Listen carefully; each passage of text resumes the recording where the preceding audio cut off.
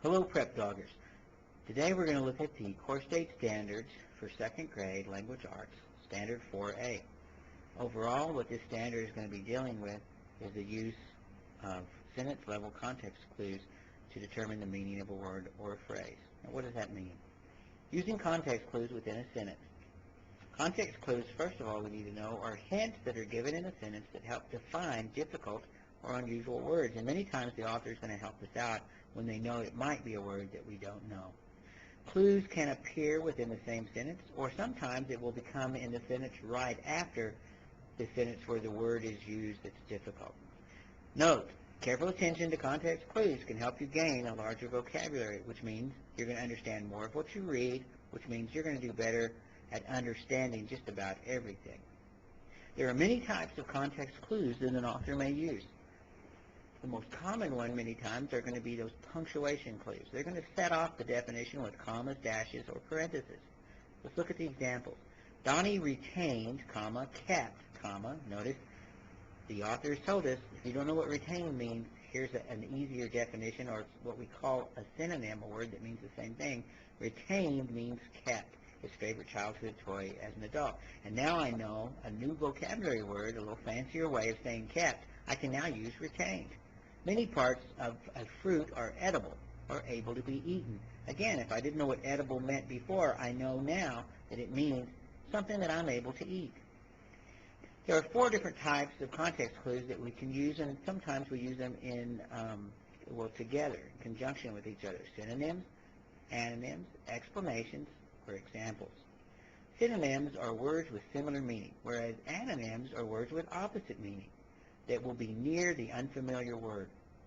For example, exercise has been found to be beneficial for overall health. It is great for your heart and helps you live longer. Now, this is a synonym clue. I know that in my first sentence, they use this word that I may not be familiar with, called beneficial. So if I don't know what beneficial is to my overall health, then it goes in the next sentence to say, hey, it's great for my heart and helps me live longer. So beneficial must be good or great for me. I despise cleaning up my room, but I love working in the yard. Now, in this one, we're going to key in on the conjunction but.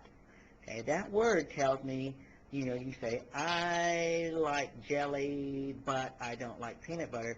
It already sets up opposites, saying that it's going to be the opposite of whatever else that I had. And we know that antonyms are words that have an opposite meaning.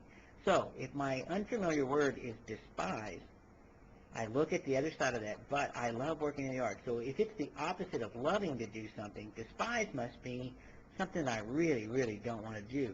So once again, I've added another word to my vocabulary. Synonyms can also be used as a definition. In essence, that's what they are, a word or phrase that has the same meaning. Many castles had a ditch filled with water around them called the moat. Now in this one, moat may have been unfamiliar to me, but they've told me that all a moat is a ditch filled with water that's around the castle. And so now I know what a moat is. The room was filled with harlequins, people dressed like circus clowns. Now look at the use of the commas that set the definition off. And so it is a synonym for harlequin, people dressed like circus clowns. And they danced and laughed. We look at more closely at antonyms. Now we've already discussed an anonym is a word or phrase that has the opposite meaning of something else. So let's look at the first sentence, and this is an unfamiliar word, adroit.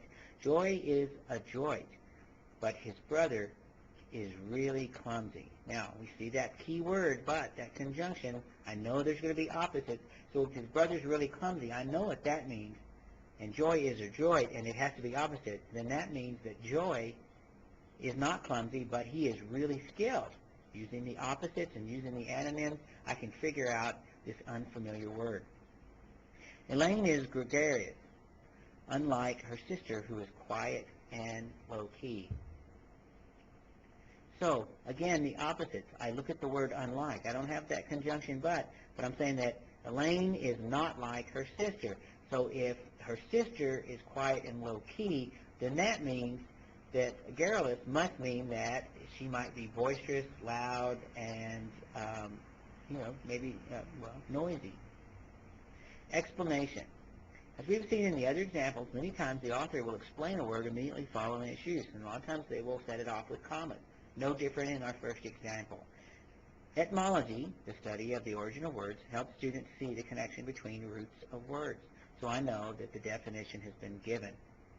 Etymology, then, is just the study of the origin of words. Where do they come from? Are they Greek roots? Are they Latin roots? Etc. A monument, again you see the comma, a type of structure created to honor a person or important event, was built for my grandfather. So I know now that a monument is just some type of structure, whether it's a statue or a building or some kind of a placard, something. There's a structure that's there to honor, and it's a monument. Writers may also use words like such as, for instance, or for example, to indicate that an example is being given, such as, the agent received a commission for the sale. For instance, the $300 she was paid for selling the car. So I see those key words, for instance, and I know then that an example is going to be given. So if I don't know what commission means, then she sold something, she gets a commission for it. What does that mean? Well, it looks like you get paid. A commission must mean I get paid money for doing something, and that's my commission. Now, let's look at this example. The fumes coming from the plant were toxic. They caused many people to get sick and killed the grass in the area. Which words or phrases would help you figure out what toxic means?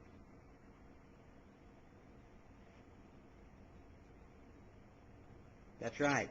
In the second sentence, they caused many people to get sick. So toxic means something that's not good for you. And it killed the grass in the area. So it's really not good for plants.